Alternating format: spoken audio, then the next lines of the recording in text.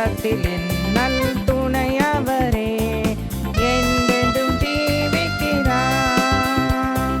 செங்கடல் அவர் சொல்ல இரண்டாய் நின்றது, பெருங்கோட்டை கொண்டு தரை மட்டமானது.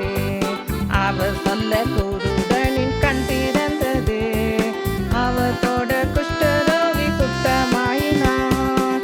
ஜீவிக்கிறார், இயேசு ஜீவிக்கிறார், என்னுள்ளத்தில் அவர் ஜீவிக்கிறார்.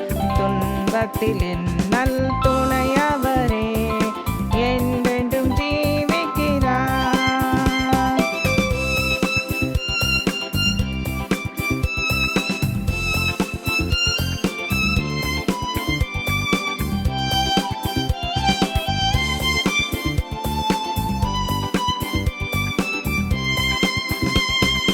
உம்மை என்றும் விடாமல் நான் தொடரவே, என்னை என்றும் விடாமல் நீர் பிடிக்கவே.